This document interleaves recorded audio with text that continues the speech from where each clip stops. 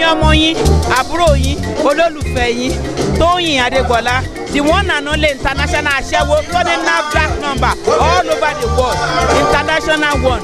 Another one is a counterfeit. Mo ń fi àsìkò yìí rọ̀ yín, ike kí n máa wo ètò Bisi ológe show.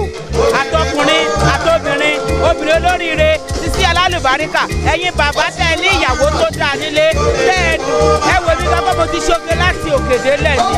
Mo ṣoge yẹn láti òkè délẹ̀. Ṣé ẹ ti rí sá? Ẹ máa wo Bisi ológe show.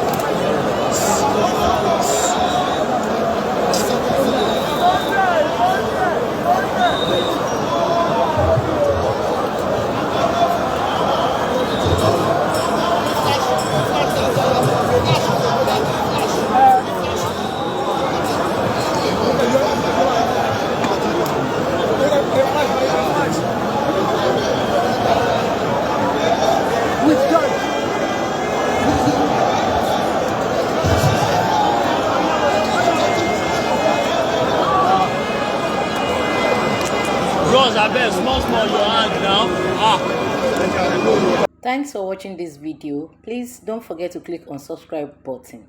Kindly comment and share. We drop new videos daily. Thank you. God bless you.